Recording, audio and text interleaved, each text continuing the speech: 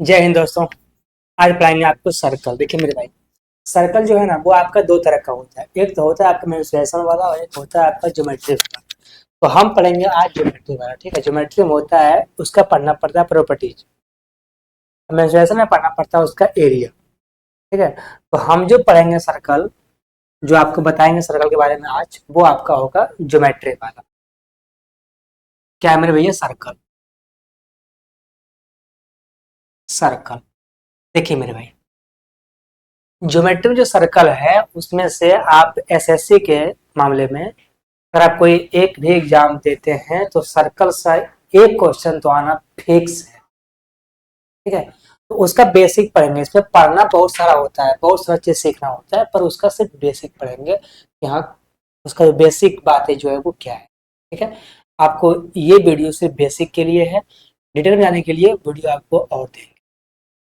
ठीक है मेरे भाई, देखिए पहला प्रश्न में आते हैं विड्थ। एक विड्थ बन जाए गोल जैसा, तो कुछ करें हम। एक विड्थ गोल जैसा बन जाए, कुछ तो बना। ठीक है, 70% 60% जो विड्थ हमसे बन गया, वैसे बनता नहीं है। और ये आपका बोर्ड जो है वो व्हाइट बोर्ड है। कितना बनेगा? ठीक है, आप समझिए। आप सभी को पता है कि जो विड्थ का, अगर हम यहाँ से कुछ भी खींच देते हैं, अगर ऐसे भी खींच दिए यहाँ से, तो वो सभी जीवा होगा। अगर हम यहाँ से खींचते हैं सबसे बड़ी एक लाइन, ये वाला, ये लाइन हमको दिख रहा है, ये लाइन जो है वृत्त के बीचों बीच है। और जो वृत्त के बीचों बीच लाइन होता है वो होता है आपका डायमीटर, वो होता है आप। ठीक है, और ये सबसे बड़ी जीवा होती है। सबसे लंबा जीवा जो है यही वाला है। इसी क्या बोलते हैं? इसी को बोलते हैं आप डायमीटर। यही आपका है डायमीटर। अब समझिए, अगर आप इसको आधा मिटा देते हैं, आप यहाँ से इसको आधा मिटा दिए, तो ये बन गया आपका रेडियस, त्रिज्या। अगर ये पूरा है तो ये बन गया आपका डायमीटर। ठीक है, नॉर्मली बात है, कोई बड़ी बात नहीं। थोड़ा सा इसका ये समझ लीजिए, इसका जो एरिया होता है वृत्त का एरिया, वो होता है पाई आर स्क्वायर। इसका जो पेरीमीटर होता है वो होता है 2 पाई आर। जहाँ पे आर आपका क्या है? आर आपका रेडियस है। छोटी सी बात है, बच्चे वाला, कोई बड़ी बात है, यहाँ तक ठीक है। अब चलिए ये और क्या क्या हो सकता है इसमें, वो चीज सीखिए। देखिए मेरे भाई, जब आप इस वृत्त में से कोई एक जीवा, इसको मिटा दें। जब आप इस वृत्त में से मान लीजिए कोई एक जीवा खींचे हैं, वो जीवा आप जो है वो ऐसे खींच लीजिए, ऐसे ऐसे खींच लिए। लेकिन आपका मन हुआ कि हम जो है जीवा को थोड़ा सा आगे बढ़ा दें इधर। जैसे ही आपने इस जीवा को आगे बढ़ाया, तो अगर आप देख रहे हैं, यहाँ जो है ये जीवा इस वृत्त को जो है वो काट दिया। क्योंकि जब तक ये लाइन अंदर था तब तक ये अंदर ही था। जैसे ही आगे बढ़ा, यहाँ पे वृत्त कट गया। वृत्त जैसे ही कटा, ये बन गया आपका छेदक रेखा। ये हो गया आपका सेकंड, है ना? ये हो गया आपका सेकंड लाइन, छेदक रेखा। वृत्त के अंदर आकर आप ये खींच रहे थे, ये जीवा था, कोई दिक्कत नहीं। जैसे थोड़ा सा आप आगे बढ़ाए, वो हो गया आपका छेदक रेखा, वो हो गया आपका सेकंड लाइन। ये इसी को कहते हैं छेदक रेखा। दूसरी बात, आपका मर्जी हो कि नहीं, हम जो है एक लाइन खींचते हैं जो कि वृत्त के किसी एक बिंदु को टच करते हुए आगे बढ़ेगा। आपने एक लाइन खींचा, मेरा ये पार हो गया, इसको पार नहीं करवाना है। ठीक है, एक लाइन खींचना है, जो लाइन वृत्त को सिर्फ जो है टच करते हुए आगे बढ़े। खिंचा जाओ, ओछ, हो गया। ठीक है मेरे भाई, ये एक लाइन खींचे हैं आप, जो वृत्त के एक ही बिंदु पर, वृत्त के कोई एक ही बिंदु पर की जो है, यहाँ पर एक ही बिंदु पर टच करते हुए आगे बढ़ा है।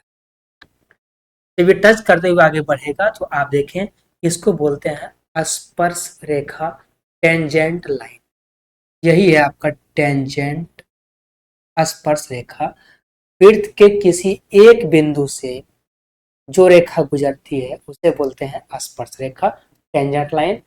बच्चा के थोड़ा ये इसने कि वेव का पूरा प्रोफाइल लिखना है कि ये कैसे होगा, ऐसा कुछ नहीं है। सिंपल समझना है कि आपने अगर वृत्त खींचा है और वृत्त के किसी एक बिंदु से अगर कोई लाइन खींचे हैं आप, वो बन जाएगा आपका आसपास रेखा, वो बनेगा टेंजेंट लाइन। वृत्त के अंदर से कोई अगर आप जीवा बाहर कर दिए तो वो हो गया आपका छेदक रेखा, सेकंड लाइन।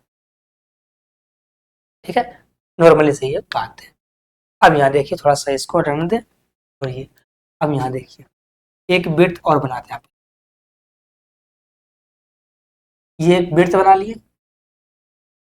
ये वृत्त बन गया।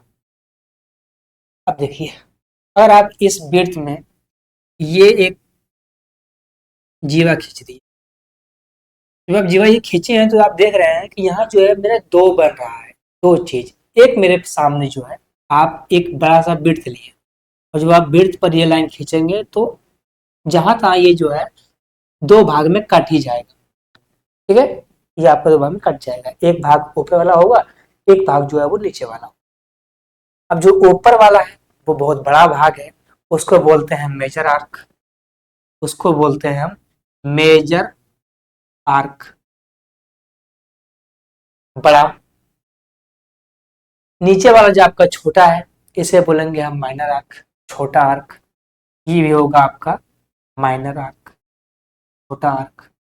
ऊपर वाले को मेजर आर्क, नीचे वाले को छोटा आर्क, सॉरी माइनर आर्क। ठीक है, छोटा आर्क, ये आपका बड़ा आर्क। ये कोई इंपॉर्टेंट नहीं है, बस आपको समझ लेना है कि आप ये खींचोगे ऐसे यहाँ पे कोई जीवा तो ये काटेगा दो भाग में। जब काटेगा ये दो भाग में तो यहाँ बटेगा दो को, देखो ऊपर में होगा नीचे में होगा। जो बड़ा होगा वो मेजर आर्क, जो छोटा होगा वो माइनर आर्क। सिंपल सी बात। ठीक है, अब चलिए एक छोटी सी चीज जो है वो और सीख लीजिए, इसी इसी में सीख लीजिए। जब आप कोई वृत्त के केंद्र से, ये वृत्त का केंद्र है, ठीक है, ये आपका वृत्त का केंद्र है। जब आप वृत्त के केंद्र पर से आप जब यहाँ पे डालते हैं इस पर, जब ये लाइन आप इस पे डालते हैं, ये होता है परपेंडिकुलर और ये करेगा इन दोनों को बाइसेक्ट। समझिएगा, जब वृत्त के केंद्र से किसी जीवा पर आप डालेंगे वो लाइन, वो बन जाएगा परपेंडिकुलर। अब वो जीवा को बाइसेक्ट करने की, जीवा को दो भाग में काट दीजिए, बिल्कुल बराबर भाग में।